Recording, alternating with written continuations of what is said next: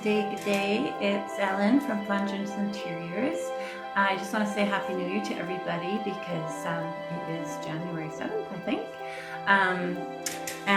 It's been a pretty kind of hectic year for me and for our company, but we made it through for another year, so we're happy about that. Thank you to all the people who have liked our page, who've shared our page, who follow us, and we hope that you'll also skip over to YouTube and follow us there as well. You can catch any of our repeat videos there as well. So I do interior decor, but I also do furniture upcycling, and I started doing this about a year and a half ago, and I do it pretty much at least part-time every day. So in between clients and some other work that I do, we kind of get it done. But right now I've got, I think, 4 projects on the go. I can't even remember anymore. There's just a lot on the go right now. One of the bigger ones I have is this, I guess it's like probably 20 years old, maybe. It's not in bad shape. It was just sitting out. It's one of those curbside finds, which was, you know, sometimes they're good to get and sometimes they're really hard to pick up because they're so big. But this is a big old TV unit. So what I'm doing is I'm taking the innards out. I'm keeping some of the innards and some of it I've taken out.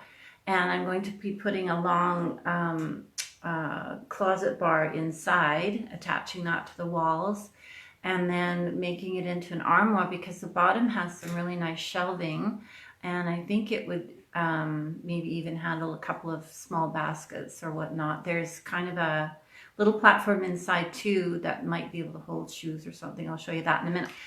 But I'm doing it basically in two really nice colors. I'm using Soapstone, which is a fusion mineral paint color, and then I'm also using a little touch of, it's called Goddess Ashwagandha. It's also a fusion color. And I'm using that just to kind of lighten up the very center of the drawers a little bit. So I'm going to blend that in. Normally I blend with at least 3 colors, but I don't want it to be a huge difference from what the Soapstone is. And the Soapstone is a really pretty... Oh, there's my doggy barking. It's a really pretty sort of a slate gray. It almost has a tiny, in my shop anyway, it has a tiny bit of a blue tone to it, but in certain lights out here too, I notice it's just like almost a pure gray, but it's a beautiful color and it's really rich for covering over browns. So you only need 2 coats of this, which is really nice. I have taken this cabinet and I'll show you the top of it we have here. I've taken this cabinet and I have I've cleaned it with TSP. Fusion Mineral Paints has a really easy to use TSP. It's 1 capful per liter. So this is just an old bottle I have, and I put 2 capfuls in here, and then I fill it to about up here, I guess it is. And I shake it out, and I use this. I like their TSP because you don't have to rinse it off afterwards. With other TSP products, you have to rinse it off again with just plain water. So Fusion TSP is what I clean it with. That'll get any grease off. It'll get any dirt, grime, grease is what TSP is. So it's like giving your piece a scrub. And you need to do that because oftentimes, especially around here, people will touch things and the grease from their hands will get on everything. I'm going to let my dog out here because he thinks he lives out here. Hold on. Come on. Come on. Oh my God. Now he'll stop barking at me. He's cute, but he's a little bossy. So then I've also, after I did the TSP, I scuff sanded with just a 220 sandpaper, and I did it by hand. I didn't use any sanders. Took a while, but it's doable. You can see where I've sanded it, and I haven't brushed it off yet, but I wanted to talk to you about that. And especially if you're like fairly new at painting, I thought I'd just give a few of the beginning tips of how we do this before you actually get to the painting part. So a lot of people kind of get it a little bit backwards. Then I have patched also a few dings and nicks because, hi there, because I want the dings and nicks to be fairly worked out of this. There's a lot of not a lot of them, so I didn't want it to be looking really antiqued and things like that. So I just take a brush, you might be able to see this, and I'm brushing out these grooves up here. You might see powder. And I want to get that off. I don't want to re-wet where I've already cleaned, because this is what people do backwards. Hi Beth. They clean, or they sand, and then they wipe with TSP, and then all they've done with that is they've pushed the tooth that you've raised from sanding back into the wood. So you clean with your product first, then you sand, because you want your tooth to be raised in order for the paint to really stick to it. Some people have tried to paint straight over the wood without doing any scuff sanding, but I honestly believe that with this paint anyway, you need to do a little bit of scuff sanding. And even if you use the chalk paint, I would still scuff sand. So I'm just taking off that little bit of fill. I'm just sanding that little tiny bit off there. There's a little bit over here too. So these are just like the repairs that you would do before you even tackle the piece, because if you don't do them, it's just going to look yucky on your piece after. Doesn't take long. You can see how well the 220 paper is scuffed. Now I've already scuffed this whole piece, so I'm really not going to do it again. But what I wanted to do is just show you those few little things. And what did I use for the filling the holes? I always use, if I'm filling holes and I'm not staining over top of it, I use this stuff called Drydex, and it's really inexpensive. I think this was about $4 a bottle or something. But it's just, you take a little spatula and fill in the holes. It's pink when it goes on, and then when it dries, it's actually a white color like you just saw. And then that is when you know, when you see it white, you know it's time to paint over it. So what I've got to do here, just very quickly, if you look down here, you can see, oh, my thing's too tight. You can see that I haven't cleaned this. So this has a rattan. It's a faux rattan, and that means it's fake rattan. It's still, I'm actually going to look at this. Yeah, it's got a wood back, but I'm not sure how they got this rattan look to the front, but it's a little tricky to paint. I wanted to show you that, and how to get the dust out of it that you've created from sanding is just to get a really fluffy brush like this. And you can see the dust flying everywhere. It doesn't, you could vacuum it, I guess. I've done that many times to pieces, is vacuum it all out instead of doing this. But I often do that, and then I'll just quickly take a rag. This is a dry rag, not a wet rag. And I'm just getting the last little bit of the dust off there. So then I'm going to turn it. I've got this on my rollers, so I can turn it fairly easily. And I've also scuff sanded this side, so I'm just going to take my dry cloth again and wipe off any dust. And then it's ready to paint. You really don't need to do, if you have repairs, do them, because like I said, as soon as you get your paint on, anything you need to repair is going to show up. You can see I've scuff sanded that. Scuff sanding is just taking the surface and roughing it up. It's like scratching it all over, but the scratches are so little that you really don't see them hugely. I'm going to turn this back around so that it's quite a big thing. This is just the top half, by the way. The bottom half is over here, and I just crashed my boards. I'll show you in a second. So it comes in two pieces. There's going to be a lot of moving around on this video today, I'm sorry, but I've got two great big chunks that I'm dealing with at once. Okay, so that is the bottom. And what I've done is there's a shelf that goes in here, and it's just got the pegs, so we're keeping that. There's a slide out shelf that went over here and it went right across there, and it was a pull-out shelf. So I'm getting rid of that. I'm just gonna leave that as an open shelving unit in there, so they can put a basket in there, or they can put, you know, larger things, sweaters, stack them in there, things like that. This one will have, this side will have the 2 shelves, and then this inside has a huge cupboard. So once I get the pole in there for the, once I get the pole in here for the closet bar, it will hold, it's a full length top, so it'll hold like long shirts, pants, maybe shorter dresses. I'm not really sure about that. So what I've done with this piece already is I have done 1 coat of paint. That's just 1 coat over this dark wood, so it's really, really nice. And then I've done one door here, one door here, and I'll show you the difference. Hopefully you can see that. It's very subtle, and I shall move my light up a little bit so you can see on the right hand, or on the one side, it's probably reversed to you. On the one side is the darker gray that's just got no highlight to it at all.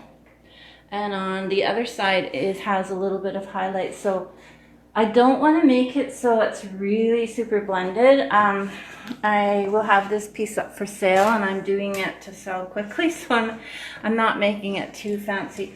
This side here has a bit of the blended white in the middle, just a tiny little bit. And then this side here doesn't. It's really hard to see, I guess, on film. So this side has had 1 coat, that's had 2 coats. Of course, this has had really no coats.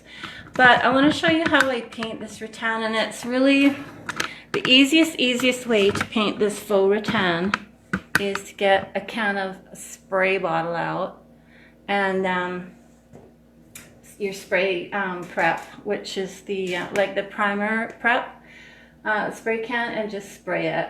That would be the easiest way to do it. But it's really not that hard to paint it. It's it takes a little bit of effort, but it's not too hard. So just what I wanted to do with you today is maybe paint a bit of the bottom and then paint this frame out today with you guys. Now I want to show you what I want to do with this though. This is going to be the fun part. So after we get it all painted, I didn't really know what to do with these doors. I didn't want to leave them like this. I didn't want to antique them. I didn't want to use any waxes on them. I kind of just wanted to get rid of this faux rattan look. So I have got some really pretty specialized tissue paper that I ordered from a company called Zazzle in the USA. And I'm going to cut this in half. I'm going to put 1 piece of this tissue paper on each side of the top of the drawer and also the bottom of the drawer. So, or sorry, the cupboard door. So the whole cupboard door, each inset here will have this tissue paper. And it's not really that hugely difficult to put it over top of the rattan. There is a way to do it, and I think it'll look really pretty. I also really love the way that it looks with this paint. So if I go back here to these doors, you can see, I'll move it down a little bit. You can see how well it goes with the doors, right? So it'll just add a little pop of color when we get this cabinet all done. And then I think I'm going to use, I might change these door pulls out. They're really nice, heavy quality door pulls. But I think I want to put something a little bit longer in there that's maybe about that long. I'm still debating whether I want to do that. The original handles on the cupboard doors here, these ones, the original handle for those is really cute. So I'm going to keep those for sure. But it's just these ones that I think I'm going to change out. I just think, I mean, they're nice, but I don't think they're really large enough for one thing for this piece. they kind of look a little bit squatty. So that's a nice thing, is you can always change those up, right? Up here, there is these little medallions. So what I did was I took a little piece of sandpaper and just sanded around there. And it looks like, oh my goodness, it's going to take forever, but it didn't. Same thing with it here. I just took some sandpaper and just folded it up and just went in here and roughed it all up. So that was it. And then inside, I'll show you.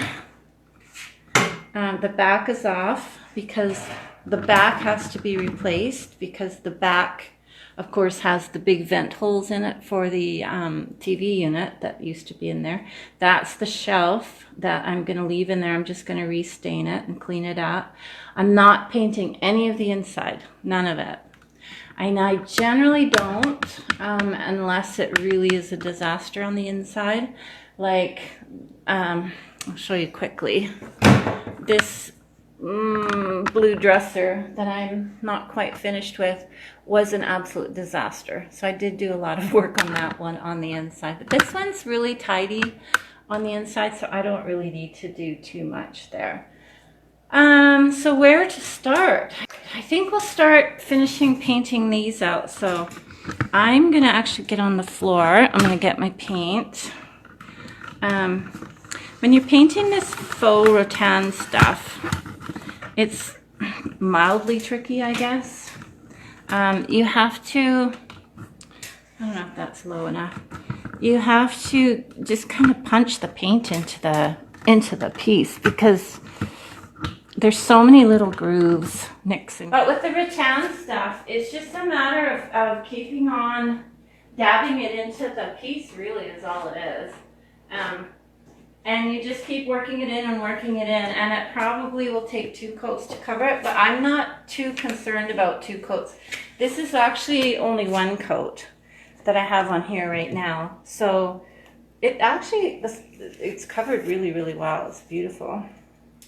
Okay, now this color on there is just some custom mix paint I'm using up. It's not even the Soapstone, so I'm just using it up because I don't really care what goes under there. So I'm going to get my brush, and I'm going to, hard to get my paint jars open. I'm going to get down here on the floor, and I think I'll point you guys over there. Maybe, can you see if I go there? Okay. Bad knees, but when don't I have bad knees? So for now, I'm just going to leave these on. So what I do with this, I find if I use like a narrower, thinner brush, I don't know if that works for everybody, but for me, I like it for the rattan stuff. So you'll see as I pass over this, it's leaving a whole bunch of gaps, and that's because it's the rattan finish. So basically, I'm going to slap it on, and then I'm going to go back and dab it into the, you can see it's really skippy. Skips right over the piece. And that's just so typical of rattan wood. It's just either something that you would want to spray paint if you really, really wanted it to be nice, or spray prime. If I get paint up in here right now, I'm not painting there right now, so I just want to feather it out so it doesn't leave any weird marks. And I'll keep going like this till we get at least 1 nice coat on here. So what I do kind of is dab it into those cracks. So you just gently, it doesn't take too terribly long, it does take a bit though, and then work it in. It doesn't have to be a perfect coat, this coat, because I am doing the decoupage over top, but if I was doing, you know, covering this rattan completely, I would definitely probably need 2, even maybe 3 coats. It's a little bit tricky to work with this stuff. But I just think it would look so pretty with the tissue on it. I'm not that fond of rattan looking furniture anyway, but I don't even know if it's really in style right now anymore. It maybe used to be, but not so much anymore.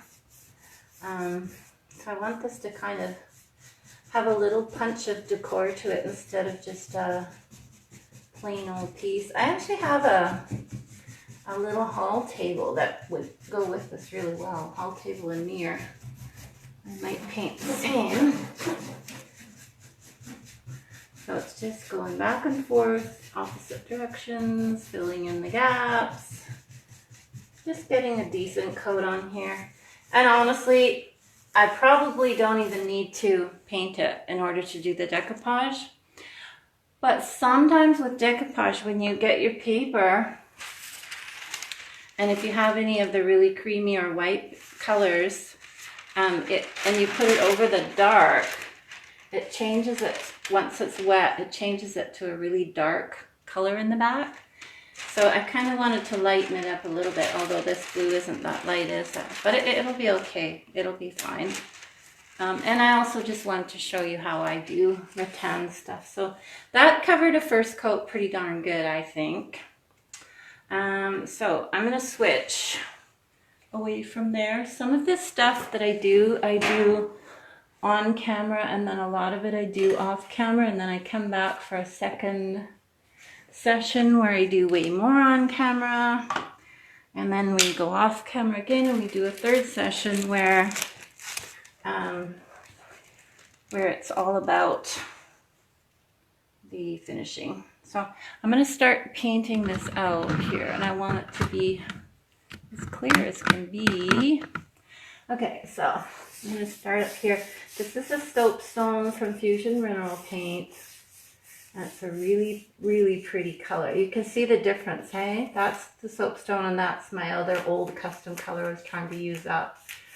And I didn't really care what went in behind there on here, because it's going to be covered anyway. I could have used any old paints, really. But I love this gray, and I really wanted to have a gray color that wasn't a really light gray. I want it to have a really kind of a rich gray look to it. I'm leaving these doors on because as I was trying to remove them earlier, I discovered that there's one locking mechanism in there that I absolutely cannot reach that would allow me to get this these doors off. I could get 2 of the bolts out of the doors, but not the third one, the hinge, I mean, and that kind of created a little problem. So I'm leaving the doors on while I paint, and that's fine. I've done that a million times. It works out fine. You just have to go back and really fuss with your finishing. Make sure you've got everything done nice. Okay, so just go around in there, smooth it out, push your paint into these corners, and then smooth it out. You'll hear me say often, it's not a matter of how it goes on, it's how you finish it or take it off. And that's so true whenever you're painting. Okay, so I'm gonna stand up here. A really fast way of doing these edges is to go on an angle. So go on an angle this way. What that does is it leaves very little residue. If I were to do this and go along, I'm going to have a big streak of paint up there. So just go along like this, and then go the opposite direction, and it fills in completely. So, and if you do have any paint spill, now's the time to take your glove and just wipe it off a little bit like that. So I'm going to do this really quick. And go back the other way. Not filled that in completely. It's a really neat trick. I don't even know where I learned that from. Somebody I watched one day. And then I'm going to get this little cropping here. Put that up a bit. I just love, love, love, love taking a piece that is kind of, yeah, you know, not so hot. Not really horrible, but just not so hot. And then turning it into a really pretty, upcycled, gorgeous piece. I actually looked these up on on Wayfair these types of units, and ooh, ow, pinched my finger on this tripod. Don't like my tripod, it's horrible. And some of these painted ones of the cream or gray or black or whatever painted units, they're expensive, very expensive. So if you find something like this, a lot of these are found at restores, believe it or not. And if you find something like that, they're really pretty to take home and do just this with, because I think this just looks so pretty when it's done. I'm using now right now I'm not concerned that I'm going into this area because it's going to be covered. I'm not going to be too fussy there. But I do need to take these door handles off any second now. Yeah, Restore has cabinets like this, and even kind of an older version, which some of the older ones are pretty cool designs actually. I actually really like them. Any piece can be fixed up, that's the thing, you know, like before these really nice paints came out, I would say furniture painting was kind of hit and miss, but now it's just a really neat upgrade to anybody's home, and it doesn't take much. It doesn't cost. I mean, the paint, if you equated this paint into gallons, yeah, it's pretty pricey, but it does spread a long way and easily. And the thing with a good paint is how well it covers. Let's see, where am I over here? How well it covers within, you know, 1 to 2 coats. I've used so many paints that have really lousy coverage, and you get, you know, you'll spend $60 a gallon for them now. They used to be $35 a gallon. I remember when they used to be like $20 a gallon, but you get these paints, and you know these other types of paints, and you get them home and you try to paint a piece of furniture, and you find you're running into like 2, 3, 4 coats because the pigment is just not there. And then what happens is it becomes like almost translucent when you put it on. But this paint I really like because it's very, very, very good coverage. Just the pigment is so rich in it. And it is a mineral paint, and it's low VOC. So I'm painting this, and there's absolutely no fumes. There's no weird smell. You could paint this stuff in any room of your house, really. There's just really no smell to it. So that's nice, because I'm of the era where we used to put vanilla in our paint to take the smell out of it. Because it was, you know, when you paint a piece and you have to open the doors and windows, everybody's gagging and everybody's unhappy. They're smelling this horrible paint, they say, you know. At least that was what it was like for me painting house walls, the times that I have done it.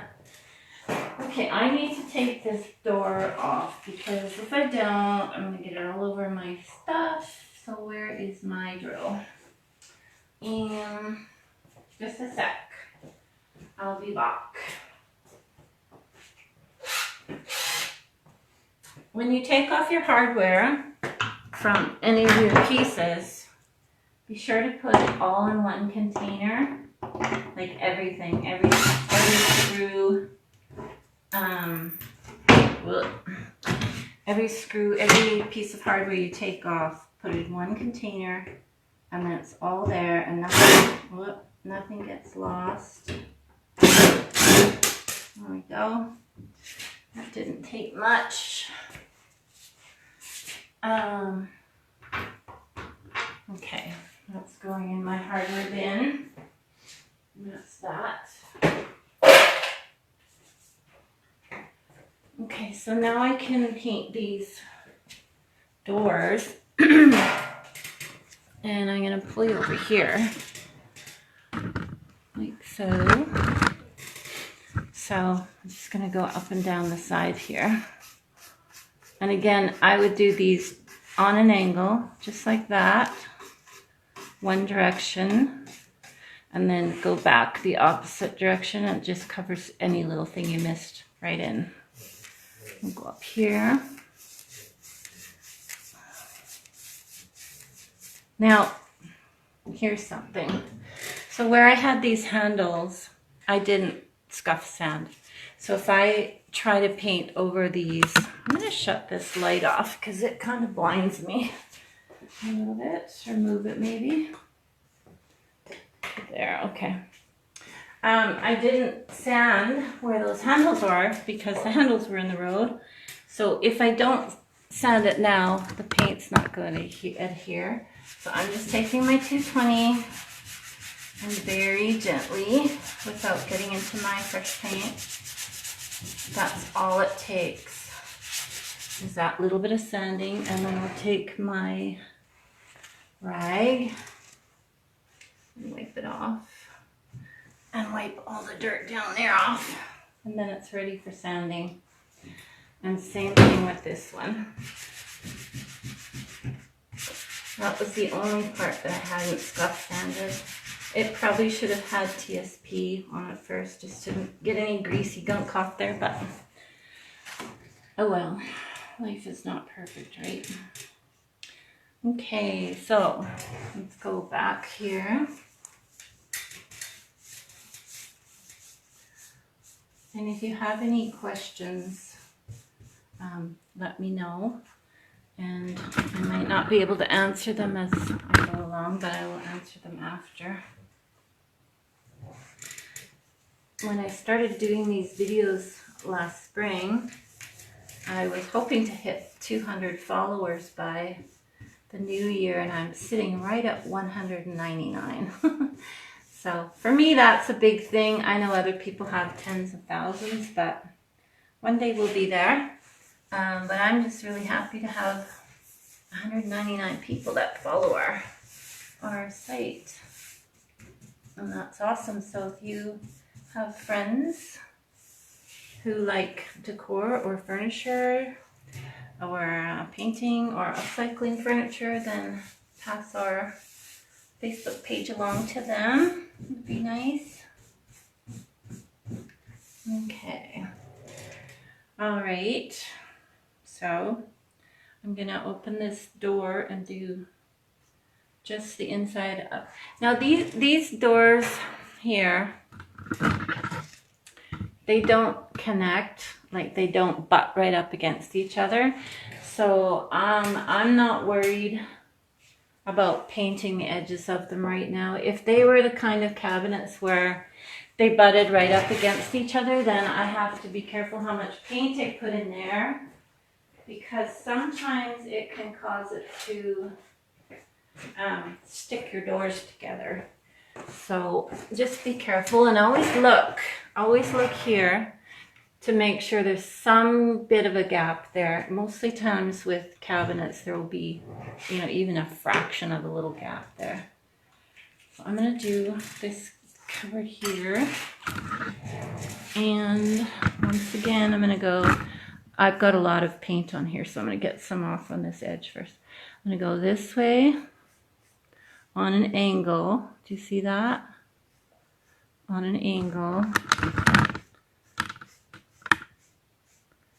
And then I'm going to go back. So I went this way. Now I'm going to go that way. And it really doesn't leave any marks in your paint. This is self-leveling paint, so it's going to take out any brush strokes. But I don't have any brush strokes because I have just the right amount of paint on. Here goes my puppy. Plus, it's really nice self-leveling paint. So that is that. And then I take my finger and I go right along the back and just remove any tiny little excess I might have. And there is a tiny little bit there, not much. Okay. Go back again and sort of smooth it out a little bit.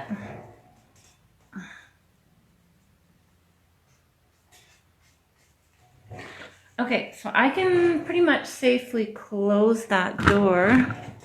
I I see a little bit here I didn't get yet on here.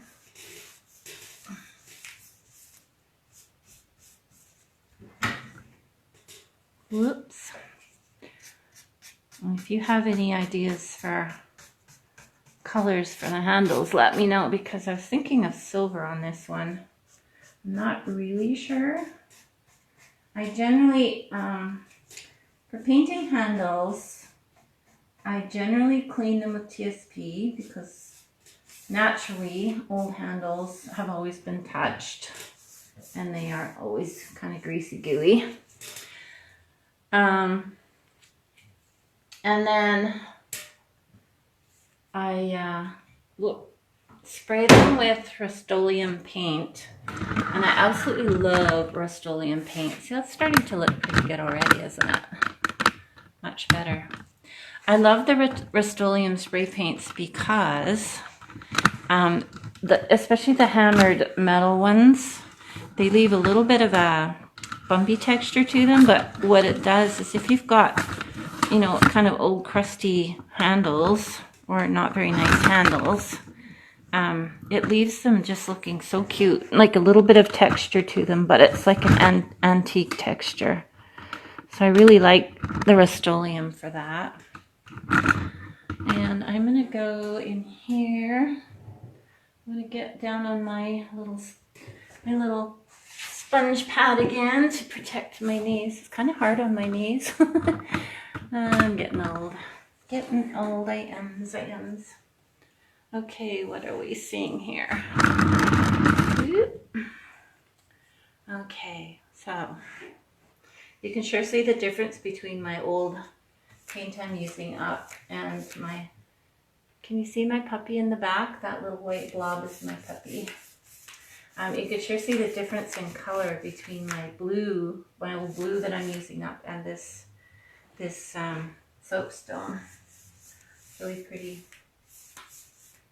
Okay. I think this is going to look pretty sharp. I might use some dark wax in the end, just to kind of antique these doors a little bit. And right around all these little grooves and edges, that would look really nice. I kind of do use a lot of antiquing wax just because I like how it ultimately looks and makes a piece look kind of aged. I'm kind of getting out of the distressing sort of finishing look these days. I'm not really that keen on distressing so much anymore.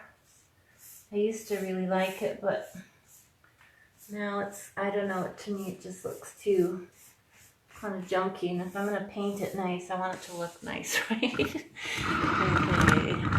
so we'll do this one, and we'll go this way. So yeah, this paint, this Fusion Mineral Paint Soapstone is this color. And if your paint, here's something.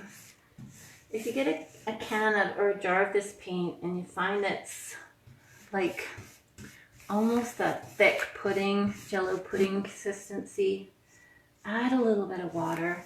Like, it's not gonna hurt. It's not gonna hurt the paint. It's not gonna do anything to the finished look.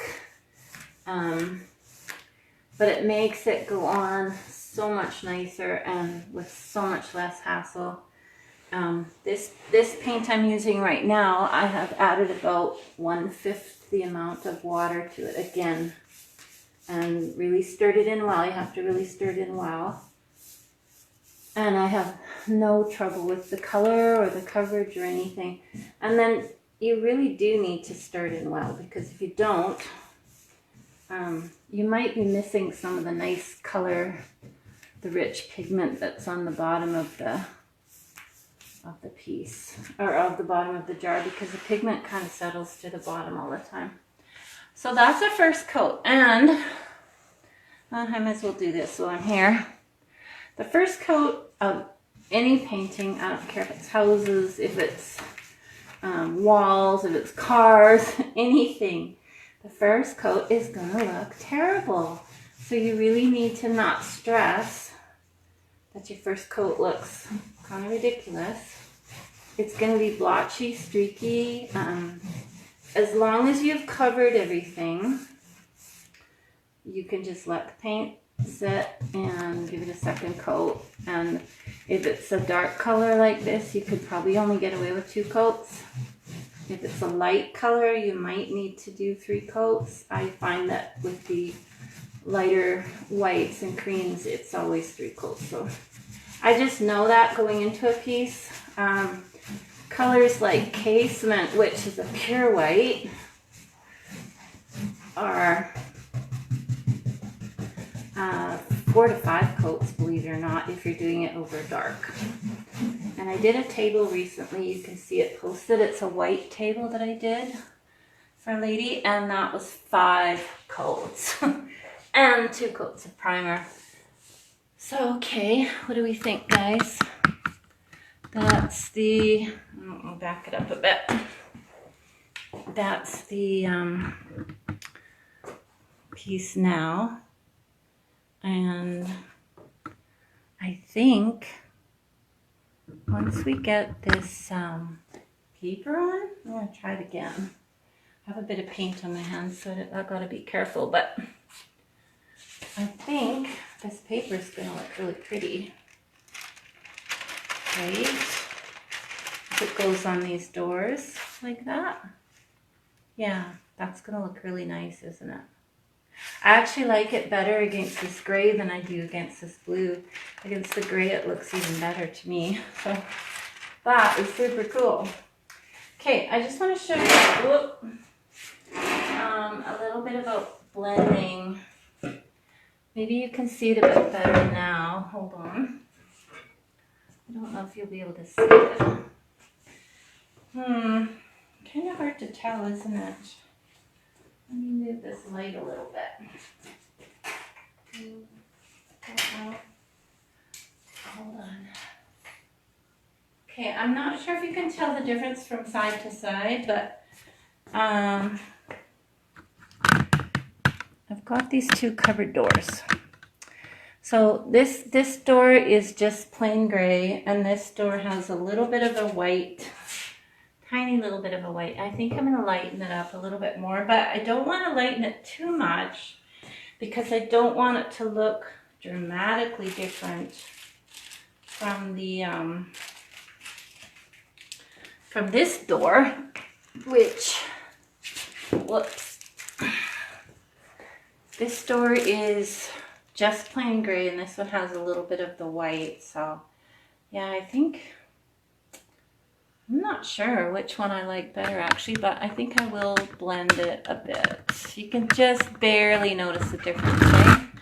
So, okay, I'm gonna put this one back over here. That's the blended one, and that's the not blended one. So I call myself the messy blender because I don't kind of fuss over it too much. Which one are we at here? That one's that one, and that's what I'm working on. So we need to go this way.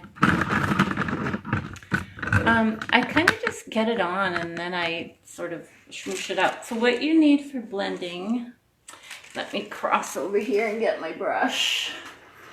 You need a brush for each color and a blending brush. Okay, so I have 2 brushes. They can be any brushes, nothing special. 1 for each color. So this one will be my white, this will be my gray.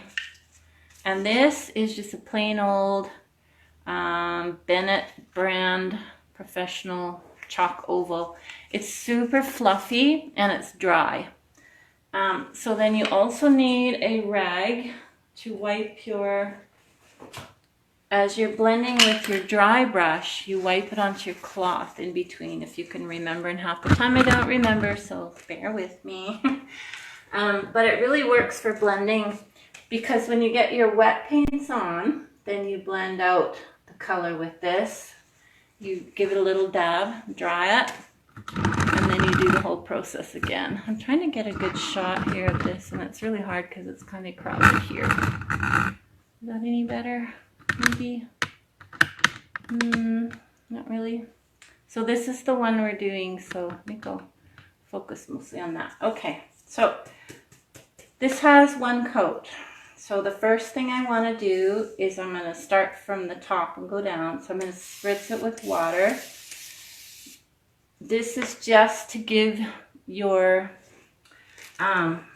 surface that you're blending a really easy slippery surface to work on. If you start adding your paint to a dry surface, it's going to leave too much paint. It's not the greatest thing. So you just want it slightly damp, and it's almost like runny, almost. So I normally wouldn't paint against this either, but just for showing you, I've got a little bit too much water on there. So what I'm going to do is coat the whole thing with my gray paint, and I know it looks really light right now because I've got too much water on there. Actually, I'm going to dab some of that water off. Too much. It really doesn't take much water, to be honest, when you're blending, but it does take some, so don't let anybody tell you it doesn't. It really does. That's better. Okay, so that's the light gray, or that is the gray that I'm using, the Soapstone. And it looks a little bit lighter because it has the water. So now I'm going to take the tiniest amount, and trust me when I say this, when you blend using white as a center, and actually this brush is probably way too big. I honestly don't need a brush that big, and the more brush you use, the more risk you take of getting too much paint on your middle portion. So I'm going to change that brush, and I'm going to go, see the difference? I'm going to go from this thing to this little thing.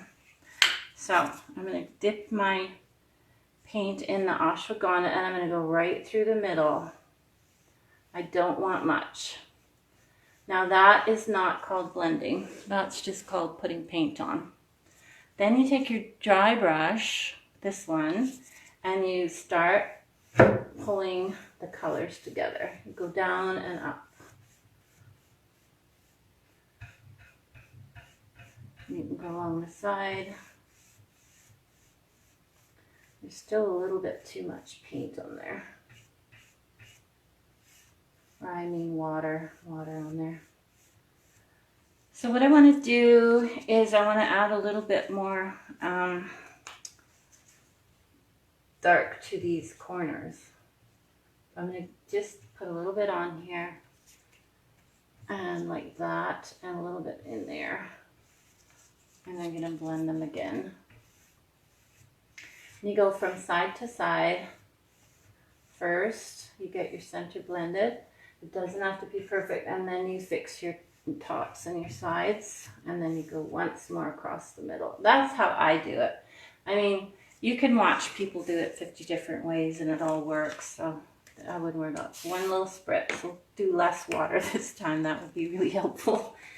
I find with blending that I often have to do 3 coats. And I'm not sure why that is, but it takes about that many coats to get it really blended well. And it's fine. You just remember the process that you did, and you do the same exact thing every time. It's pretty simple. So I'm going to now put my little tiny bit of white in here. And I really don't want much. I just want it to kind of lighten up the center and highlight the center a bit. And that way when we put the knobs back on, it's going to show, the knobs will be kind of highlighted to the middle. So then take your fat brush, go right up to the top of the rim and right across. And then do your edges, edges, edges. Come in here and do my edge. And one last run across the top. So you can see that a little bit better, I guess. I hope. And then I would go down a little bit more with this crazy tripod to the bottom. Sorry. My tripod has a mind of its own. It's kind of a little bit crazy. I'm trying to tighten it so it doesn't do that.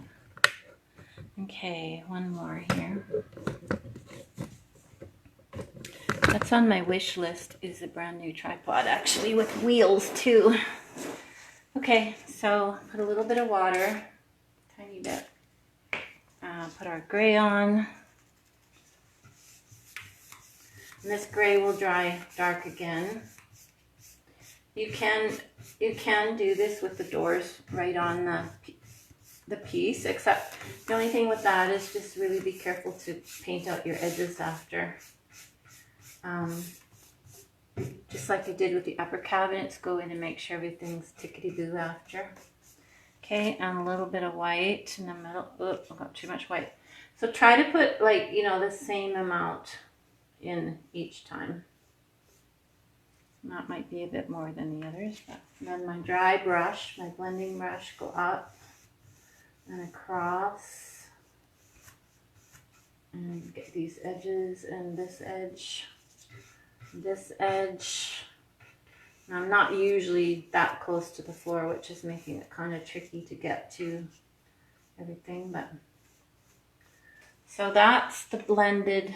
Now if I go like this again, I forgot to do that here, it just kind of darkens these corners again.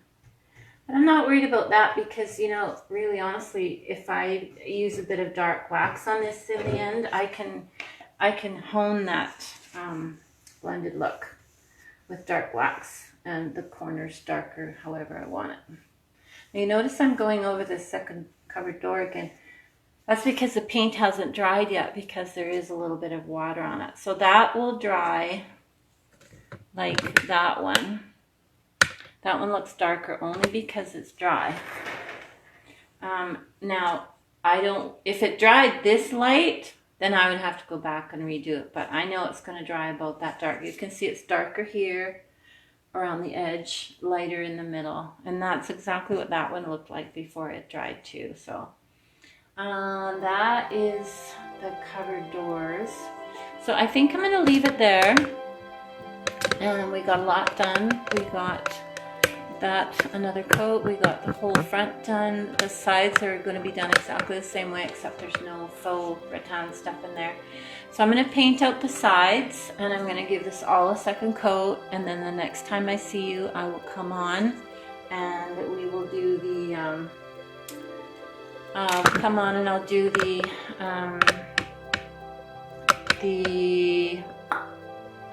decoupage, and I'll show you how I do decoupage.